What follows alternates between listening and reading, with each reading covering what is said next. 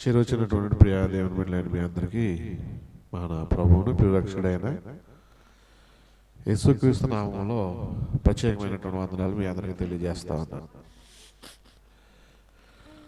అలాగే దేవుడు మనల్ని ప్రేమించి తన ఉచితమైనటువంటి కృపను మన పట్ల అనుగ్రహించి ఈ సంవత్సరపు చివరి ఆదివారంలో కదా, ఈ సంవత్సరపు చివరి ఆదివారంలో దేవుడు మనల్ని ప్రవేశపెట్టి ఇటు రీతిలో ఆరాధించడానికి, ఆయన కనపరచడానికి, అలాగనే మనకు కూడా దేవుని యొక్క మాటలు వినడానికి దేవుడు అనుగ్రహించిన ఈ శ్రేష్టమైన సమయాన్ని బట్టి తండ్రి అయిన దేవుణ్ణి స్తుతిస్తూ దేవునికి కృతజ్ఞతాస్తులు అర్పిస్తూ ఈరోజు దేవుని యొక్క మాటలని కొన్నింటిని ఆలోచన చేద్దాం. క్రిస్మస్ సందర్భంగా క్రీస్తుని గురించినటువంటి రాకను బైబిల్లో అనేక విధాలుగా మనం నేర్చుకోవచ్చు లేదా తెలుసుకోవచ్చు. ఎందుకు వస్తున్నా, ఆయన ఎందుకు పుట్టాడు, దేవుడు ఎందుకు పంపించాడు, అనేకమైన కారణాలు ఉన్నాయి. అయితే ఒక చక్కని మాట గల్తీలు రాసినటువంటి పత్రికలో రాయబడింది. గల్తీలు రాసినటువంటి పత్రిక 4వ అధ్యాయము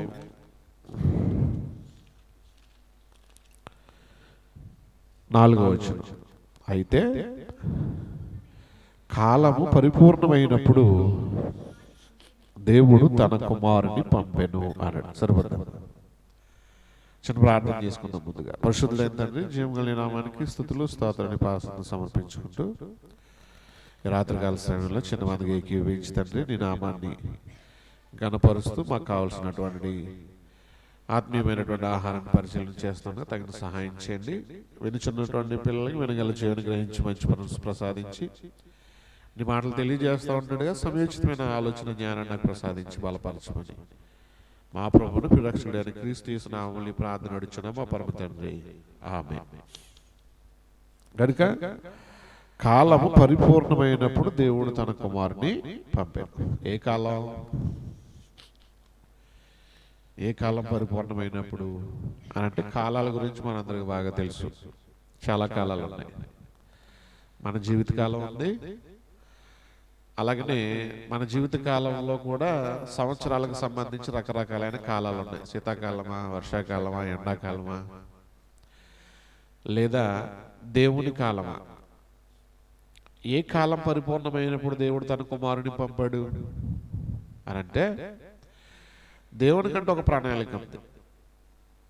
దేవునికంటూ ఒక ప్రణాళిక ఉంది. ఆ ప్రణాళికలో ఆ సమయంలో దేవుడు తన కుమారుని పంపాలనుకున్నాడు. మీరు అందరికి అర్థం అవడం కోసం, క్రికెట్లో కొంతమంది ఆటగాళ్ళు ఉంటారు, 11 మంది కదా. 11 మంది ఉన్నప్పుడు కెప్టెన్ ఏ సమయంలో ఎవరిని పంపాలో బాగా తెలుసు. క్రిటికల్గా ఉందనుకోండి సిచ్యువేషను, మంచి ప్లేయర్ని పంపిస్తాడు. ఒకవేళ 3-4 వికెట్లు పడిపోయినాయి అనుకో, ఇక ఆట కొంచెం అటు ఇటులో ఉంది అని అన్నప్పుడు సందర్భానుసారంగా ఏం చేస్తాడంటే కెప్టెన్, ఈ సమయంలో ఎవరిని పంపితే ఎక్కువ రన్స్ వస్తాయి, మనం నగ్గడానికి వీలవుతుంది అని ఆలోచన చేసి ఆ ప్లేయర్ని పంపించడానికి ఇష్టపడతాడు. అవునా కదా? అలాగే ఈజీగా నగ్గేసేలాగా ఉందనుకోండి, తనకి ఇష్టమైన వారిని పంపుతాడు. అంటే ఎవరిని పంపాలో ఎవరిని పంపకూడదో కెప్టెన్కి బాగా తెలుసు, ఎప్పుడు పంపాలో కూడా తెలుసు. ఇది మీకు అర్థమైతే, అంటే పంపించడానికి వచ్చేటువంటి ప్లేయర్స్ అందరూ కూడా ఆల్రెడీ ఉన్నారా లేరా? ఉన్నారు. అందుబాటులో ఉన్నారా లేరా? అందుబాటులో. రైట్. ఇప్పుడు దేవుడు కూడా తన కుమారుని ఎక్కడ ఉంచుకున్నాడంటే తనకు అందుబాటులో ఉంచుకున్న ఆయన్ని తనకు అనుకూలమైనటువంటి కాలంలో, అంటే తాను అనుకున్నటువంటి కాలం పూర్తయినప్పుడు, పరిపూర్ణమైనప్పుడు తన కుమారుని పంపాడు. మరి అంతకుముందు తండ్రి దగ్గర కుమారుడు ఉన్నాడా లేడా? లేదా తండ్రి కుమారుడిగా వచ్చాడా? ఈ విషయం చాలా మందికి అర్థం అవ్వదు.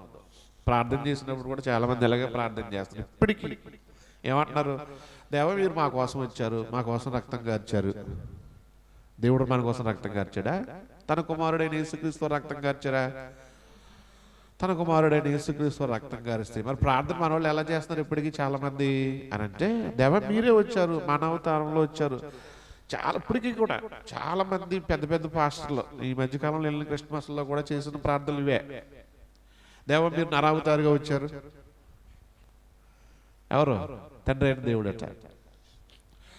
అంటే దీన్ని బట్టి ఇంకా జనాలకి ఎవరు ఈ భూమి మీదకి వచ్చారో, ఎవరు మన కోసం ప్రాణం పెట్టారో, ఎవరిని పంపించారో కూడా తెలియని పరిస్థితుల్లో క్రైస్తవులు ఉన్నారు. క్రిస్మస్లు జరిపిస్తున్నారు. మనం తెలిసి జరిపిస్తే అది వేరే విషయం, తెలియకోకుండానే మొత్తం ఇది చేసేస్తారు. ఇటువంటి పరిస్థితుల్లో మనం ఎవరు పంపారు, ఎప్పుడు పంపారు, ఎలా పంపారు అనే విషయాన్ని మనం తెలుసుకోవాల్సిన అవసరత ఉంది. అందుకనే యేసుక్రీస్తుని కూర్చున్నటువంటి ప్రవచనం కూడా మనం ఆలోచన చేస్తే, మీకా గ్రంథం 5వ అధ్యాయం 2వ వచనాన్ని చూసినట్లయితే, మీకా గ్రంథం 5వ అధ్యాయము 2వ వచనాన్ని చూసినప్పుడు, బెత్లెహేము ఎఫ్రాతా యూదా వారికి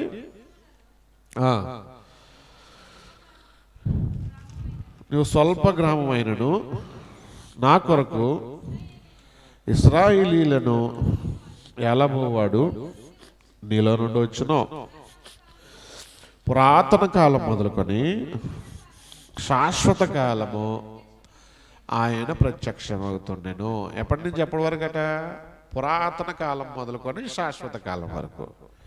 పురాతన కాలం అంటే అది సృష్టి పుట్టక ముందు నుంచే. అంటే ఆయన పరలోకంలో ఉన్నాడు. పరలోకంలో ఉన్న ఆయన సృష్టి ఆరంభమైన తర్వాత, మనుషులు ఈ భూమి మీదకి వచ్చిన తర్వాత అప్పుడు కూడా ఆయన ప్రత్యక్షమవుతూ వచ్చాడు. ప్రత్యక్షమవుతున్నటువంటి ఆయన ఎవరెవరికి ఏ కాలంలో ప్రత్యక్షమయ్యాడు అని అంటే, నోవహ దగ్గరికి ఆయన ఆత్మరూపిగానే వెళ్ళాడట. ఎలా వెళ్ళాడు? నోవహకు ప్రత్యక్షమయ్యాడు లేదా దేవుడు? ప్రత్యక్షమయ్యాడు. ఎలా ప్రత్యక్షమయ్యాడు? ఆత్మరూపిగా. అంటే ఆ ప్రత్యక్షతలో యేసుక్రీస్తు వారు ఉన్నారు. అలాగనే అందరూ ఆత్మ సంబంధమైనటువంటి బండలోనిది పానము చేసిరి అన్నాడు. మోషేని వెంబడించిన ఇశ్రాయేలు జనాంగం మోషే మాట్లాడుతున్నప్పుడల్లా ఆ మాట్లాడిన సందర్భాల్లో ఆ బండ నీరిచ్చిందే లేదా? ఇచ్చింది. ఆ బండ ఎవరట? క్రీస్తే అన్నాడు. అంటే మోషే కాలంలో ప్రత్యక్షమయ్యాడా? ప్రత్యక్షం. పితరుల కాలంలో ప్రత్యక్షమయ్యాడా? అబ్రహాముకి 3 దేవదూతలు ప్రత్యక్షమయ్యారన్నాడు. 3 దేవదూతలు ప్రత్యక్షమయ్యారు. దాన్ని ఎలా వర్ణిస్తారంటే తండ్రి, కుమార, పరిశుద్ధాత్మ అంటారు. నిజమే. అంటే ప్రత్యక్షం అవుతున్నప్పుడు యేసుక్రీస్తు వారు ఆ కాలాల్లో, పితరుల కాలంలో ఆయన ప్రత్యక్షమయ్యాడు, ధర్మశాస్త్ర కాలంలో ఆయన ప్రత్యక్షమయ్యాడు. కానీ పర్మనెంట్గా ఈ భూమి మీద ఆయన లేడు, తన పని ముగించుకుని వెళ్ళిపోయాడు.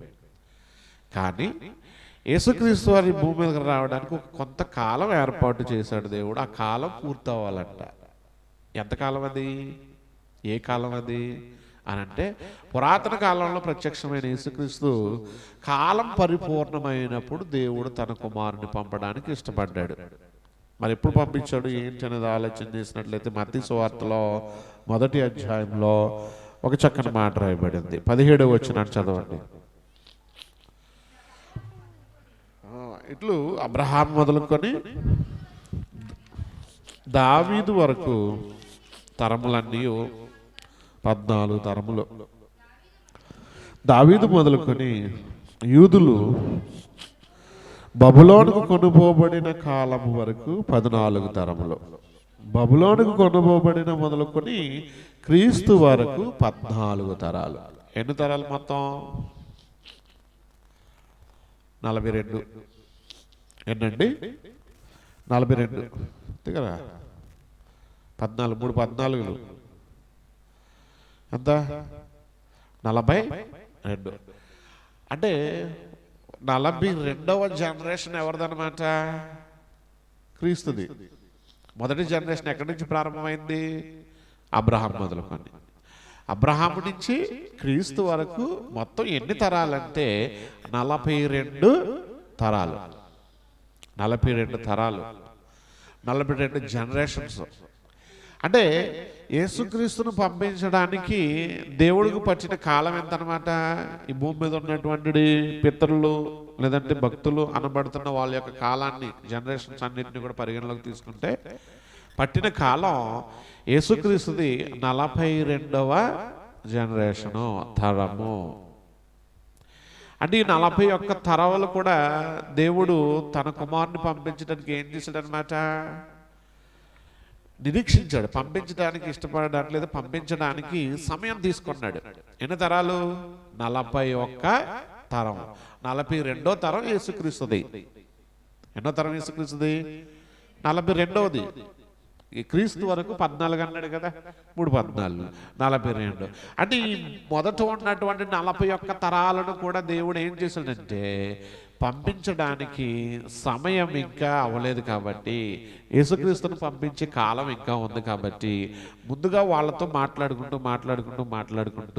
ప్రవక్తల ద్వారా ప్రవక్తల ద్వారాగా యేసుక్రీస్తు జననాన్ని గురించి చెప్పిస్తూ వాళ్ళకి అర్థమయ్యే రీతిలో బోధిస్తూ 42వ తరంకి వచ్చేటప్పటికి యేసుక్రీస్తును పంపించడానికి దేవుడు సిద్ధపడ్డాడు. అప్పుడు ఆయన్ని పంపించాడు.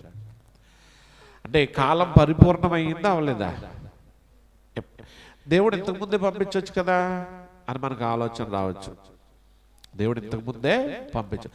దేవుడి కంటే ఒక ప్రణాళిక ఉంది. ఆ ప్రణాళికలు ఎప్పుడు ఎవరిని పంపించాలనేది దేవుని యొక్క చిత్తం. మనం కూడా ఆలోచించండి. మనం ఇప్పుడే పుట్టాం. ఒకవేళ క్రీస్తుకు ముందు పుడితే ఆయన గురించి తెలుసుకునే ఉండేవాళ్ళమా? కష్టం. మనం అదృష్టవంతులు. ఈ కాలంలో పుట్టాం. యేసుక్రీస్తు పుట్టిన తర్వాత, ఆయన వచ్చి ప్రాణత్యాగం చేసి వెళ్ళిపోయిన తర్వాత, అపోస్తుల ద్వారా గ్రంథస్థం చేయబడినటువంటి దేవుని యొక్క మాటలు మన చేతిలోనికి వచ్చిన తర్వాత మనం ఈ భూమి మీదకి వచ్చాం. ఎంత అదృష్టవంతులు! అంటే ఆయన తెలుసుకునేటువంటి అవకాశం ఉంది మనకి, అవునా కదా? ఒకవేళ ఆయన రాకు ముందుపై మనం పుట్టుంటే మనకు రక్షణ భాగ్యం ఉండుండేదా? లేదు కదండి. ఎందుకంటే ధర్మశాస్త్రం లేనటువంటి వారికి ధర్మశాస్త్రం లేకుండానే ఆయన తీర్పు తీరుస్తాడట. ధర్మశాస్త్రం ఉన్నవారికి ఏమో ధర్మశాస్త్రాన్ని బట్టి తీర్పు తీరుస్తారట. మరి ఇప్పుడు మనం ఏ కాలంలో ఉన్నాం? దేవుడిచ్చిన కృప కాలం. ఇందాక ఆలోచించిన ఈ 42 జనరేషన్లు ఒక రకంగా ఆలోచన చేస్తే, అబ్రహాం మొదలుకొని మోషే వరకు ఉన్నటువంటి పితరుల కాలం కదా. అబ్రహాం నుంచి మోషే వరకు ఎవరి కాలం? పితరులు ఉన్నటువంటి కాలం. మోషే నుంచి క్రీస్తు వరకు ధర్మశాస్త్ర కాలం. మోషే నుంచి క్రీస్తు వరకు ధర్మశాస్త్రం ఏలుబడి చేసింది. ధర్మశాస్త్రం మనుషులను నిర్దేశించింది. ఎలా ఉండాలో, ఎలా ఉండకూడదో, ఏం చేయాలో, ఏం చేయకూడదు అనేది ధర్మశాస్త్ర కాలంలో ఉన్నారు. మోషే నుంచి యేసుక్రీస్తు వరకు. ఆ మోషే నుంచి యేసుక్రీస్తు కాలంలో ఉన్నప్పుడే దేవుడు తన కుమారుని పంపించడానికి ఇష్టపడుతూ ఒక చక్కని మాట రాయించాడు. హెబ్రీయులకు రాసినటువంటి పత్రిక 9వ అధ్యాయం 15వ వచనంలో, 9వ అధ్యాయము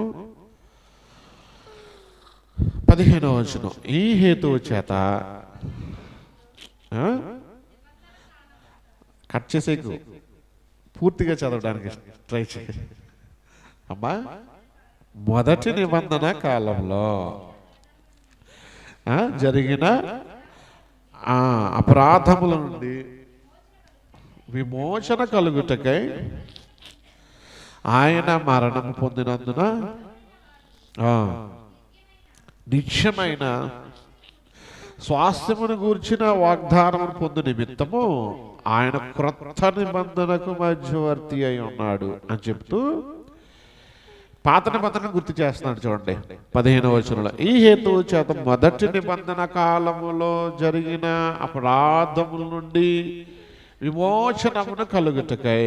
మొదటి నిబంధనలో జరిగిన అపరాధాలకు విమోచన కావాలట. మరి ధర్మశాస్త్రం విమోచించట్లా. ధర్మశాస్త్రం మనుషులకి విమోచన కలగచేయట్లేదా? కాపాడతలే. ధర్మశాస్త్రం ఏం చేస్తుంది? మనుషులను శిక్షిస్తుంది. పాపం చేస్తే శిక్షిస్తుందే తప్ప పాపం చేస్తే క్షమించి వాళ్ళని విమోచన చేయట్లేదు. మొదటి నిబంధన కాలం, ధర్మశాస్త్ర కాలం. కనుక ఇప్పుడు మనుషులకి ఏం కావాలంటే శిక్ష కాదు కావాల్సింది. మరేం కావాలి? రక్షణ, క్షమాపణ, విమోచన, ఆ పాపాల నుండి పరిహారం కలిగేటువంటి మార్గం కావాలి.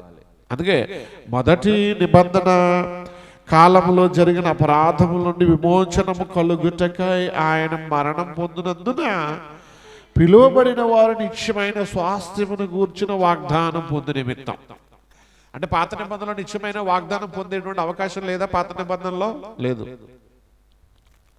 పాత నిబంధనలో నిత్యమైనటువంటి స్వాస్థ్యాన్ని పొందేటువంటి అవకాశం, వెసులుబాటు లేదు అక్కడ.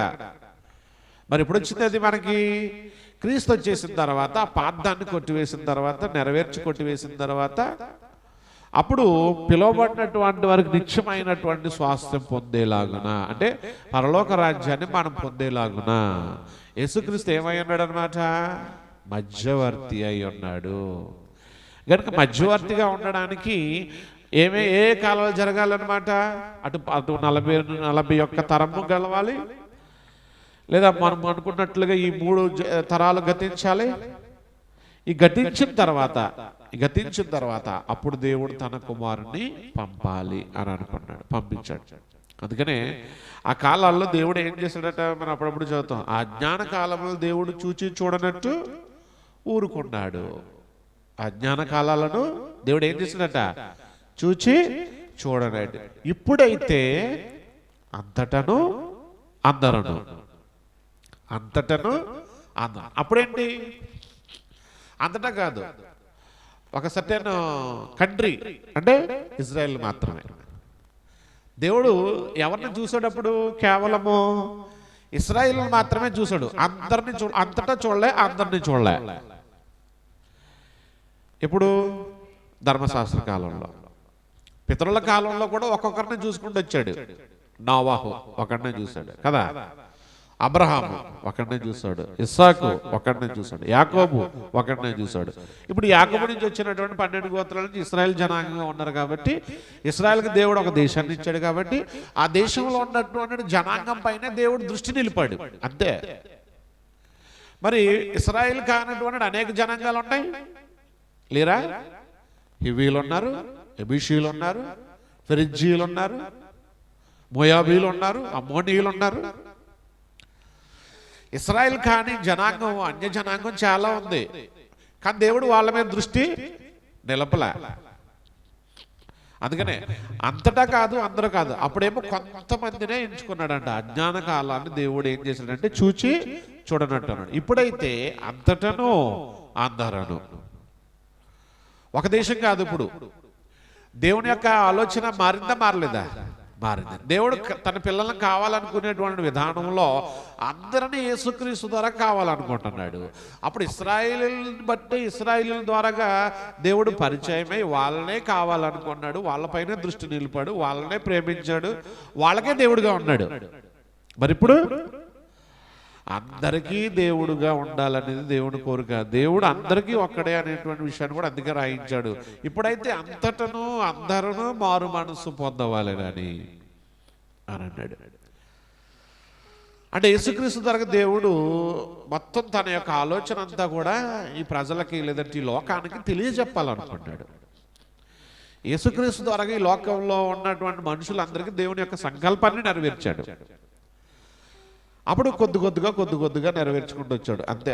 నిజమే, మనం కూడా చూడండి, చిన్నపిల్లలకి ఆహారం పెట్టేటప్పుడు ఏం చేస్తాం? అన్నం ముట్టించేటప్పుడు కేవలం స్పూన్ తీసి ఆ స్పూన్ వాడి నోట్లో పెట్టి వదిలేస్తాం అంతే. పెద్ద ఎట్టం జస్ట్ అలా అందించి టచ్ చేసి తీసేస్తాం. లేదా మహా అయితే ఒక మెతికి తినిపిస్తాం, లేదా 2 మెతుకులు తినిపిస్తాం అన్నప్రాసన రోజుని, అంతే కదా. తర్వాత కొన్ని నెలలు గడిస్తాయి, ఇంత ముద్ద పెడతారు కదా, ఒక చిన్న ముద్ద. తర్వాత ప్లేట్లు మరికొంత పెరుగుతుంది. తర్వాత యవన కాలం వచ్చేటప్పటికి ఎంత పెరుగుతుంది అంతేనా? అంటే కాలాన్ని బట్టి తినేటువంటి తిండి సైజు కూడా పెరిగిందే పెరగలేదా? పెరిగింది. ఆయా కాలాలను బట్టి దేవుడు కూడా క్రీస్తుని గురించి తెలియజెప్పడానికి ప్రవక్త పితరుల కాలంలో కొంత చెప్పాడు, ధర్మశాస్త్ర కాలంలో మరికొంత చెప్పాడు. ఇక కాలం పరిపూర్ణమైనప్పుడు దేవుడు తన మాట ద్వారాగా, అందుకే మనం యోహాను సువార్తలో చూస్తాం కదా, ఆది యందు వాక్యం ఉండు, వాక్యం దేవుని యందు ఉండు, వాక్యం దేవుడై ఉండేమో. 14వ వచనంలో ఏమంటాడు? ఆ వాక్యమే శరీరధారి అయి కృపాసత్య సంపూర్ణుడిగా మన మధ్య నివసించాడు. అంటే పితరుల కాలంలోనూ ధర్మశాస్త్ర కాలంలో దేవుడు కొద్దిగా మాట్లాడితే, కొంత మాట్లాడితే, అవసరమైందే మాట్లాడితే, క్రీస్తు ద్వారాగా దేవుడు పూర్తిగా మాట్లాడాడు. తన సంకల్పాన్ని అంతటిని తెలియజెప్పాడు, ఏది దాచుకోలేదు. అపోస్తల ద్వారాగా తను ఏదైతే ప్రపంచానికి తెలియజెప్పించాలనుకున్నాడో, తన ప్రణాళిక ఏంటో, తన ఉద్దేశం ఏంటో, దాన్ని మనుషులు ఎలా నెరవేర్చాలో ఆ విషయాన్ని అంతటిని కూడా దేవుడు ఏం చేశాడనమాట, పూర్తిగా తెలియజెప్పేశాడు. అందుకే ఆయన అక్కడ పంపించడానికి గల కారణం. కనుక ఈ క్రమంలో యేసుక్రీస్తు కాలం పరిపూర్ణమైనప్పుడు వచ్చాడట. కాలము దేవుడు అనుకున్నటువంటి ప్రణాళిక సంబంధించిన కాలము పరిపూర్ణమైనప్పుడు తన కుమారుణ్ణి పంపాడు. మరి ఇప్పుడు పంపబడినటువంటి ఆయన గురించి మరొక మాట ఆలోచన చేస్తే, ఎప్పుడు పంపించాడు, ఎలా పంపించాడు అనే దాని గురించి ఇంకా ఆలోచన చేసినట్లయితే, తీతుకు రాసినటువంటి పత్రిక 1వ అధ్యాయంలో 3వ వచనం చూద్దాం. తీతుకు రాసినటువంటి 1వ అధ్యాయము 3వ వచనం.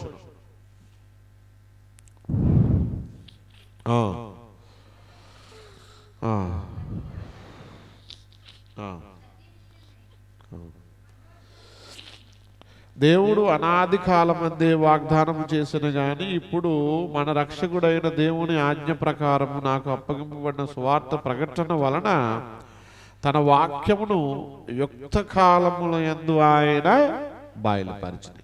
ఎప్పుడు బయలుపరిచాడట? యుక్తకాలం. యుక్తకాలం అంటే అర్థం ఏంటి?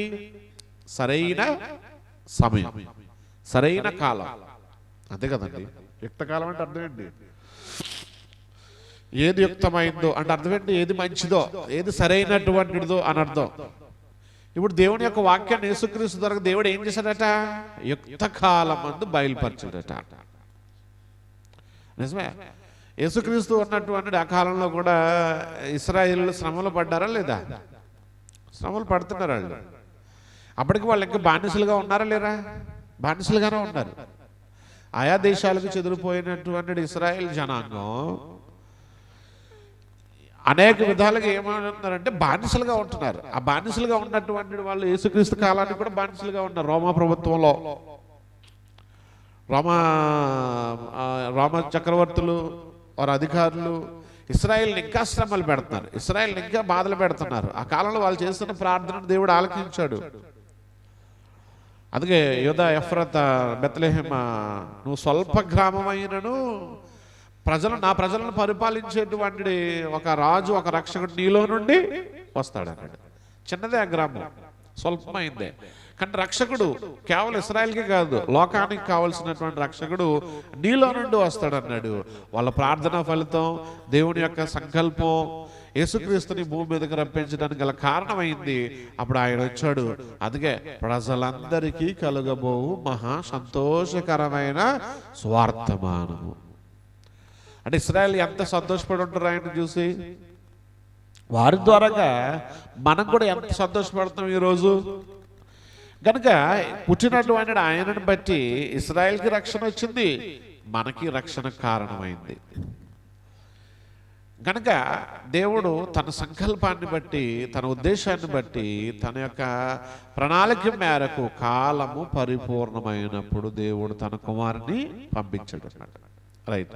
ఇప్పుడు ఆయన పంపించాడు కాలాన్ని. అంటే దీన్ని బట్టి మనం అర్థం చేసుకోవాల్సింది ఏంటంటే, తన కుమారుడైన యేసుక్రీస్తుని పంపించడానికి దేవుడు కూడా పంచువాలిటీ మెయింటైన్ చేశాడా, మెయింటైన్ చేయలేదా?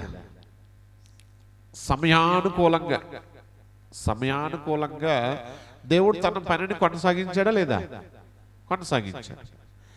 లేదా సమయానుకూలంగా దేవుడు తన పనిని చేసి ముగించాడా లేదా? ముగించాడు. మరి మనం ఏం చేయాలి ఇప్పుడు? ఆయనను బట్టి, అలా పుట్టినటువంటి యేసుక్రీస్తుని బట్టి, ఆయన వచ్చినటువంటి రక్షణ, ఆయన తెచ్చిన రక్షణను బట్టి ఈరోజు మనం చేయాల్సింది ఏంటి అనేది ఆలోచించాలి. ఎఫెసీయులకు రాసినటువంటి పత్రిక 5వ అధ్యాయం 15వ వచనం. ఎఫెసీయులకు రాసినటువంటి పత్రిక 5వ అధ్యాయము 15వ వచనం. దినములు చెడ్డవి గనుక మీరు సమయమును పోనీయక సద్వినియోగము చేసుకొనుచు, అమ్మా సరిగ్గా చదువు. మీ ఇద్దరికి ఏమైంది? ఎలా అజ్ఞానుల వలె కాక జ్ఞానుల వలె నడుచుకున్నట్టు జాగ్రత్తగా చూసుకోవాలట. ఈ సందర్భాన్ని ముందున్న సందర్భాన్ని మనం ఎందుకు ఆలోచించామంటే, దేవుడే తన కుమారుని పంపించే క్రమంలో సమయాన్ని చూసి మరీ పంపించాడు. ఎప్పుడు పడితే అప్పుడు పంపించలే, ఎలా పడితే అలా పంపించలే. ఆయన ఒక ఆలోచన కలిగి ఉన్నాడు, ఆ సమయానికి ఏది చేయాలో అది చేశాడు. తన పనిని కరెక్ట్గా సమయానికి అనుకూలంగా ఆయన చేసుకెళ్ళాడు. ఈరోజు మనం సమయాన్ని ఏం చేస్తున్నాం? ఎందుకంటే ఈరోజు చివరి ఆదివారం కదా, మరి దేవుడు మనకి ఇచ్చినటువంటి ఈ 362 లేదా 63 దినాలు ఇవాళకి, అవునా కదా? ఇంకో 2 రోజులు గడిస్తే 365 దినాలు అయిపోతాయి. ఈ 365 దినాలలో ఇప్పటివరకు మనం అనుభవించిన 363 దినాలలో సమయాన్ని మనం ఎంతవరకు దేవుని కోసం మనం కేటాయించాం? సమయానుకూలంగా దేవుని యొక్క వాక్యాన్ని మనం ఆలోచన చేసాం. ఎందుకంటే ఆయన అంటున్నాడు, దినములు చెడ్డవి, మీరు సమయాన్ని పోనివద్దు. సమయాన్ని పోనివ్వమంటున్నాడా? సమయాన్ని పోనివద్దు అంటున్నాడా? పోనివద్దు అంటే సద్వినియోగం చేసుకోండి అంటున్నాడు. నేను మీకు కాలాన్ని ఇచ్చాను, నేను మీకు సమయాన్ని ఇచ్చాను కదా. నేను మీకు ఏమి ఇచ్చాను అంటాడు దేవుడు? కాలాన్ని ఇచ్చాడట, సమయాన్ని ఇచ్చాడట. అంటే కాలం అంటే ఇందాక మనం ఆలోచన చేసినటువంటి ఋతువులు, సమయం అంటే దినాలు, దినాల్లో ఉన్నటువంటి సమయాన్ని. ఇప్పుడు సమయం ఎంత అని అడిగామనుకోండి, చెప్పొచ్చు 8:30 అని చెప్పొచ్చు, 9 అని చెప్పొచ్చు. మనం ఇది సమయం. కాలం అంటే పర్టికులర్ పీరియడ్ అనమాట. 3 నెలల నుంచి 4 నెలలు ఉండేటువంటి పర్టికులర్ పీరియడ్ కాలం. అది శీతాకాలమా, ఎండాకాలమా, వానాకాలమా, ఋతువులు బట్టి వచ్చేటువంటి కాలం. సమయమును కాలాన్ని మనం ఇప్పుడు ఏం చేయాలంటాడు ఆయన? దుర్వినియోగం చేయమన్నాడు, సద్వినియోగం చేసుకోమన్నాడు. సద్వినియోగం చేసుకోండి అంటున్నాడు. మరి దేవుని కోసం మనం ఎంతవరకు సద్వినియోగం చేస్తున్నాం? దేవుడు తన కాలాన్ని సద్వినియోగం చేశాడు. మనం దేవుని విషయంలో దేవుని కాలాన్ని మనం ఎంతవరకు సద్వినియోగం చేసుకుంటున్నాము, లేకపోతే ఎంతవరకు మనం టైం పాస్ చేస్తున్నాము, లేదా ఎంతవరకు వేటికి మనం కాలాన్ని ఇస్తూ ఉన్నాం ఎక్కువగా. చాలామంది దేవుని యొక్క కార్యాల విషయంలో ముందుకు రారు, దేవుని యొక్క మాటలు వినడానికి రారు, దేవునికి సమయాన్ని హెచ్చించరు. ఇస్తారా? ఎవరండి? దేవుని సమయం వచ్చేటప్పటికి దాట వేస్తారు. మన క్రిస్మస్లు ఎన్ని కార్యక్రమాలు చూసాం, వాక్యానికి సమయం ఉండదు, పట్టుమని అరగండి. ఎవరండి? మా ఊర్లో నాకే ఇవ్వలేదు గ్రీటింగ్ చెప్పడానికి, ఇంక సమయం వాక్యానికి ఏమవుతుంది అడుగుతున్నారు. ఇవ్వడానికి లేదండి, ఇప్పుడు పండ్లు పాటలు వేసేయాలి, లేదంటే మేము ఏమైపోవాలి, వెళ్ళిపోవాలి, పడుకోవాలి, చెయ్యాలి అంటున్నారు. ఎవరు బాబు పండు పాటలు ఈ తర్వాత కొన్ని వాక్యానికి ఏమైనా ప్రాధాన్యత ఇవ్వండి ఇవ్వట్లే. ఆ సమయంలో మనం చెప్పినా కూడా వినే పరిస్థితుల్లో లేరు. అంటే సమయాన్ని మనం ఏం చేస్తున్నామంటే ఈరోజు దాట వేస్తున్నాం. మనకు అనుకూలమైనటువంటి వాటి విషయంలో, మనకు లాభం వచ్చే దాని విషయంలో కదా, ధనానికా, లేదంటే మన పనులకా, లేదా మన ఉద్యోగాలకా, మన కార్యక్రమాలకా, మన సంతోషాలకి సమయాన్ని ఎంతగానో వెచ్చిస్తున్నాం. దేవుని కార్యక్రమాలకి మనం సమయాన్ని ఎంత వెచ్చిస్తున్నాం? ప్రతి దాంట్లో 10% తీస్తూ ఉంటారు అనేకులు, రైటే. దేవుడిచ్చిన 24 గంటల్లో దేవుడి కోసం మనం 10% తీయాలంటే 24 గంటల్లో 10% తీస్తే ఎంత అవుతుంది? 2.5 గంటలు కదా, 2:40 లేదా 2:30 తీసుకోండి. అంటే రోజు ఇప్పుడు మనం దేవుడి కోసం ఎంత సమయాన్ని కేటాయించాలి? ఎంతండి? 2:30. ఇప్పుడు 2:30 కనీసం గంటైనా మనం కేటాయించగలుగుతున్నామా? అంటే ఇప్పుడు మనం ఆలోచన చేయాల్సింది ఏంటంటే, దేవుడు అంటున్నాడు సమయమును పోనివ్వకండి, మీరు సద్వినియోగం చేసుకోండి. ఎందుకంటే సమయాన్ని నేను ఇస్తున్నాను మీకు, అంతేనా? ఎవరు ఇస్తున్నారండి ఇది? లేదా మనం తీసుకున్నదా? మనం తయారు చేసుకున్నదా? మనం కొనుక్కున్నదా? మరి ఎవరిస్తుంది? దేవుడు అంటాడు కదా, అపోస్తల కార్యాలు యేసుక్రీస్తు వారు అంటారు కదా, చూడండి అన్నమాట. అపోస్తల కార్యాలు 1వ అధ్యాయంలో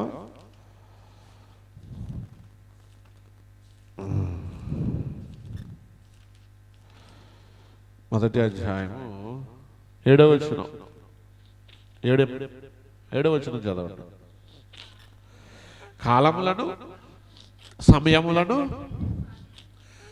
తండ్రి తన స్వాధీనం అందించుకున్నాడట. ఎవరు ఆధీనంలో ఉన్నాయంట అవి? ఏవేవి? సమయము, కాలం. సమయము, కాలం. నిజం చెప్పండి, ఈరోజు మనం 3 కాలాలను అనుభవించలేదా? ఈ సమయానికి చెప్పాలి, అనుభవించమా? ఎండాకాలం అనుభవించేసాం, వర్షాకాలం అనుభవించేసాం, శీతాకాలాన్ని ఆల్మోస్ట్ సగం అనుభవించేసాం. అంటే అనుభవించమా లేదా? అంటే నీకు కాలాన్ని ఇస్తున్నాడు దేవుడు, సమయాన్ని ఇస్తున్నాడు దేవుడు, తన స్వాధీనం అందు ఉంచుకున్నాడట, తన ఆధీనంలో ఉంచుకున్నాడట. తన ఆధీనంలో ఉంచుకుని దేవుడు మనకి ఇస్తున్నాడట. ఇచ్చినటువంటి ఈ 24 గంటల్లో, ఈ కాలాలలో మనం దేవుడి కోసం ఎంత ఇచ్చాం? 2.5 గంటలు ఇచ్చామా? ఇవ్వలే. మరి దేవుడు నీకు ఇచ్చిన కాలం ఎంత? నేటికి 363 రోజులు. ఎంతండి? 363 రోజులు. నిజం చెప్పండి, ఈ 363 రోజుల్లో మనం దేవునికి ఇచ్చిన సమయం ఎంత? దేవుని కోసం మనం వెచ్చించిన సమయం ఎంత? మనం దేవుని పాట పాడడం కోసం ఏమైనా ప్రాక్టీస్ చేయడానికి సమయాన్ని వెచ్చించమా? మనం వాక్యం చదవడానికి సమయాన్ని వెచ్చించమా? వాక్యం నేర్చుకోవడానికి సమయాన్ని వెచ్చించావా? వినడానికి వెచ్చించావా? పోనీ అంటే ఇవేమి మనం చేయట్లే.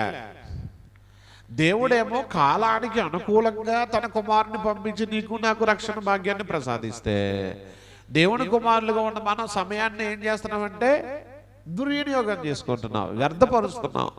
అనేకమైన వాటి కోసం, పనికిరానటువంటి వాటి కోసం మనం సమయాన్ని ఈజీగా వృధాగా పాడు చేసేస్తున్నాం. తద్వారా నష్టపోయేటువంటిది ఎవరంటే మనమే. కాబట్టి రేపటి నుంచి మనం ఒక ప్రణాళిక వేసుకోవాలి. రానున్న దినాలలో దేవుని కోసం నిలబడడం కోసం, లేదా దేవుని కోసం, లేదా మన కోసం, మన ఆనందం కోసం, మన సంతోషం కోసం రేపటి నుంచి మనం ఏం చేయాలంటే ఒక ప్రణాళిక వేసుకుని నేను దేవుని కోసం సమయాన్ని ఖచ్చితంగా ఇంత నేను కేటాయించాలి. అంటే మనం కంపల్సరీగా మన కార్యక్రమాల కోసం మన సమయాన్ని కేటాయించుకుంటున్నావా లేదా? బయటికి వెళ్ళాలి, సమయం కేటాయిస్తున్నావా? హాస్పిటల్కి వెళ్ళాలి, సమయం కేటాయిస్తున్నావా? అక్కడ సమయం కేటాయించేటప్పుడు టైం ఇంతే ఉండాలి, ఏమైనా లిమిట్ పెట్టుకుంటాం మనం? లేదండి.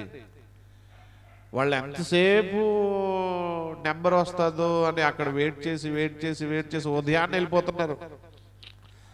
మేవారం వెళ్తున్నప్పుడు ఒక్కొక్కసారి 6 ఉంటుండే, 6 కంటే ముందే ఉంటున్నారండి. అక్కడ ఏదో గొల్లమూడి అంటారు కదా, గొల్లమూడి ఏదో తాయెత్తు ముందు ఏదో ఇస్తారంటారు చూసారా? పెద్దలో తల్లిదండ్రులు అనబడుతున్న వారు పిల్లల్ని తీసుకెళ్ళడానికి ఉదయకాలంలోనే వెళ్ళిపోతున్నారు. ఎంతమంది జనమో లైన్లో ఉన్నారండి. ఆశ్చర్యం వేసింది. 6-6:30కి అక్కడ జనాలు అంతమంది ఉంటే 6-6:30కి ప్రార్థన పెడతాం అంటే వస్తారా? రావాలి.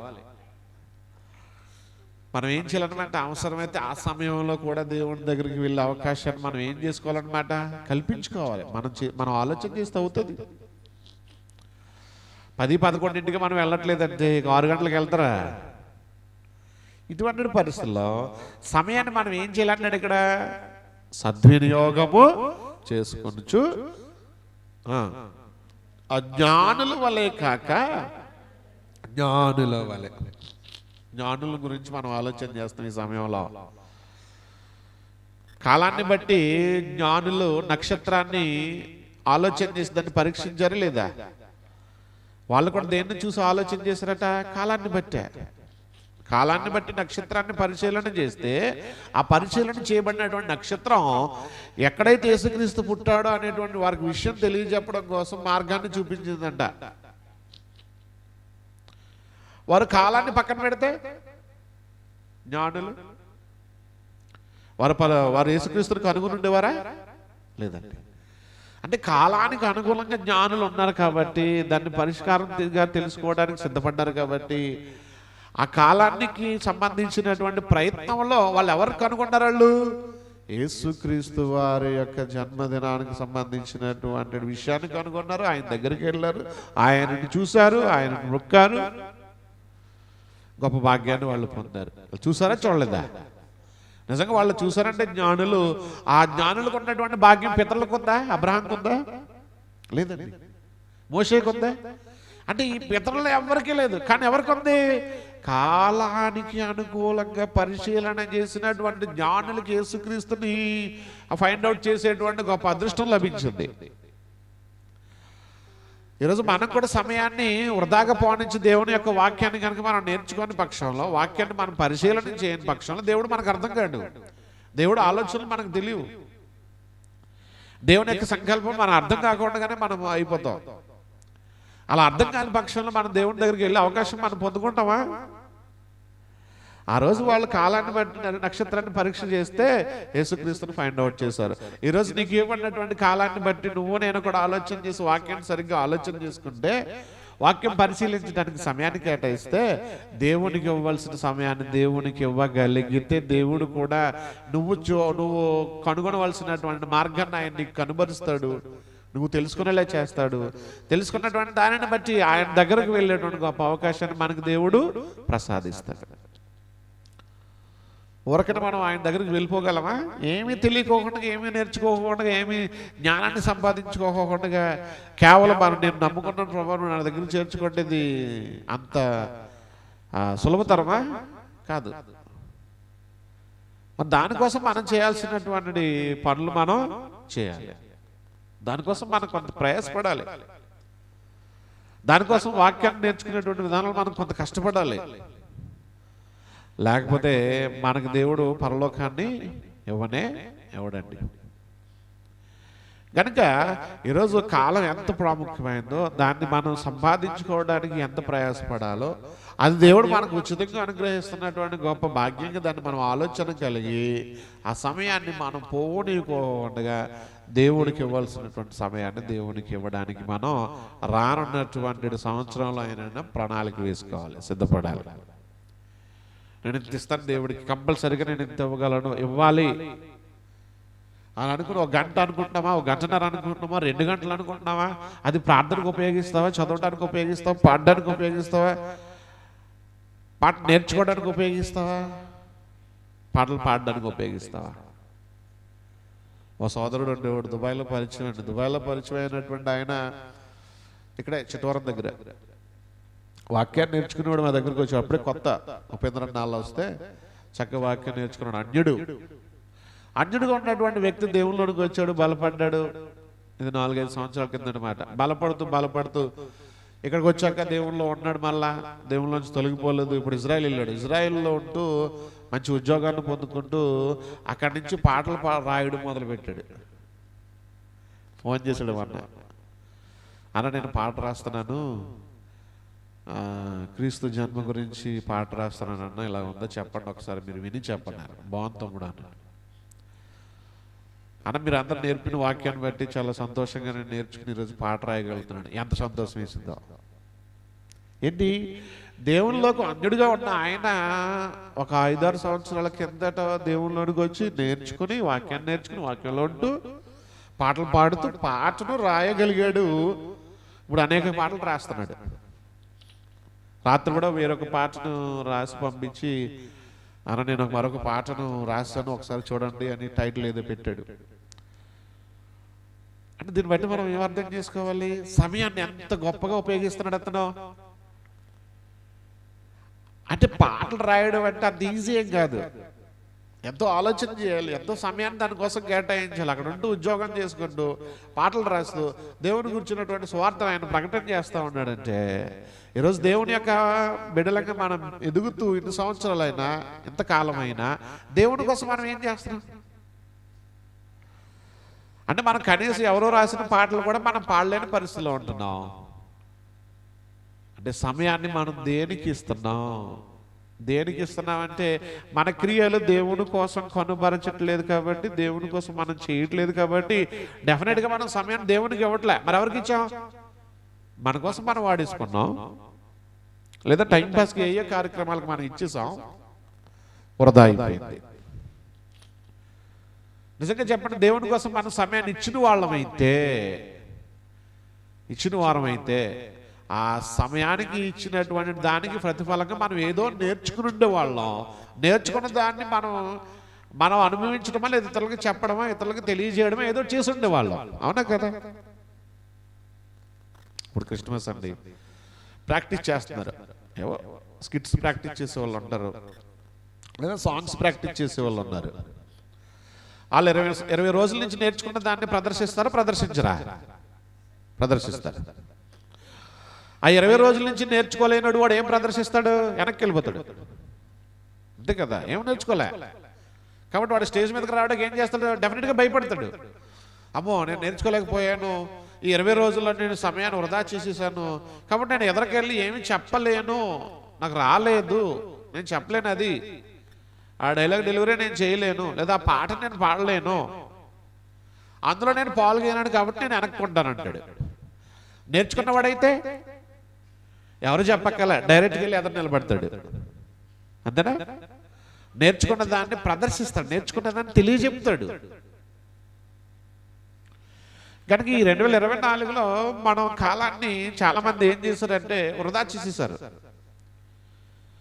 చేసేసాం. కానీ రానున్న దినాల్లో మనం వృధా చేయడానికి వీల్లేదు. ఎంతో కొంత దేవుడి కోసం మనం సమయాన్ని డెఫినెట్గా కేటాయించేవారుగా ఉండాలి. అలాంటి తీర్మానం చేసుకోవాలి ఈరోజు. అందుకే ఆయన చెప్తున్నాడు, సమయమును పోనివ్వగా సద్వినియోగం చేసుకొనొచ్చు, జ్ఞానుల వలె కాగా జ్ఞానుల వలె ఉండండి అన్నాడు. సమయాన్ని పోనిచ్చామంటే నిజంగా అజ్ఞానులం అయిపోతాం. అసలు దేవుడి జ్ఞానం మనకు రాలేదు, తెలియలేదు. కాబట్టి దేవుడు మనల్ని అజ్ఞానులుగా ఉండడానికి పిలవలేదట. మరి ఎలా ఉండాలని పిలిచాడు? జ్ఞానులుగా ఉండడానికి, తెలివితేటలుగా ఉండడానికి. మరి ఇక్కడికి వచ్చి కూడా మనం దేవుని యొక్క జ్ఞానాన్ని నేర్చుకోలేని పక్షంలో, తెలియని పక్షంలో మనకి బయట వారికి ఏ విధమైనటువంటి వ్యత్యాసము లేదు. కాబట్టి ఇక్కడ మనం ఉంటున్నామంటే, ఇక్కడ మనం నేర్చుకుంటున్నామంటే, ఇక్కడ మనం తెలుసుకుంటున్నామంటే ఎంతో కొంత మన వ్యత్యాసం కనబరచాలి. అది మన ప్రవర్తనలో కావచ్చు, మన వాక్య విధానంలో కావచ్చు, వాక్యాన్ని ప్రకటించే విధానంలో కావచ్చు, దేంట్లోనైనా సరే ప్రత్యేకత కనబరిస్తేనే తప్ప అప్పటి వరకు మనం దేవుళ్ళు ఎదగలేనట్టే. దేవుళ్ళు మనం ఎదగట్లేదంటే దేవునికి మనం సమయాన్ని ఇవ్వట్లే అనేది మనకు అర్థమైపోతుంది. కాబట్టి దేవుని యొక్క మాటల్ని రానున్న దినాల్లో మనం చక్కగా నేర్చుకునేటువంటి వారుగా ఉండాలి. అలా ఉండాలనే దేవుడు కూడా తన ప్రణాళిక ప్రకారము, తన కాలానికి అనుకూలంగా తన కుమారుడైనటువంటి యేసుక్రీస్తును పంపించడానికి దేవుడు సిద్ధపడ్డాడు. నిజంగా ఆయన వచ్చిన తర్వాత మనం పుట్టాము, మనకు అంత గొప్ప భాగ్యం వచ్చింది. దేవుడు మనకు అన్ని విషయాలు తెలియజెప్తూ ఉన్నాడు. తెలియజెప్తున్నటువంటి విషయాలను బట్టి మనం బలపడడానికి ఇష్టపడాలి తప్ప సమయాన్ని మాత్రం మనం దుర్వినియోగం చేసుకోవడానికి ఎంత మాత్రం కూడా మనం ఇష్టపడకూడదు. టైం పాస్ చేయడానికి మొబైల్ ఫోన్లు మనం కూడా విడిచిపెడదాం. పిల్లలకు కాదు మనం చెప్పాల్సింది, ఇప్పుడు ఎవరు చెప్పాలా? పెద్దలకు కూడా ఈ ఫోన్ ఎడిక్ట్ ఉంది, అంతేనా? పిల్లలకి అనుకుంటున్నాం కాదు, పెద్దవాళ్ళకు కూడా ఈ మొబైల్ అడిక్షన్ ఉంది. కాబట్టి దీన్ని మనం నిజంగానే పక్కన పెట్టాల్సినటువంటి పరిస్థితి ఉంది. అలా పెట్టినప్పుడే మనం దేవుళ్ళు ఎదగా అవసరమైనంత వాటికి దీన్ని వాడుతూ, అనవసరమైనటువంటి వాటికి వీటిని పక్కన పెడుతూ దేవుడిచ్చినటువంటి జీవ గ్రంథాన్ని 66 పుస్తకాల నుంచి కనీసం మనకు కావాల్సినటువంటి మరి జ్ఞానాన్ని మనం పొందుకోవడానికి ఎల్లప్పుడూ కూడా మనం సిద్ధపడాలి. అటు విధంగా మనం అందరం కూడా జీవించాలని కోరుకుంటూ నన్ను నేను హెచ్చరిక చేసుకుంటూ దేవుని మాటలు ఇంతటితో ముగిస్తూ ఉన్నాను. దేవుడి మాటలు మన వినికిడిలో ఫలింపచేయను గాక. ఆమేన్.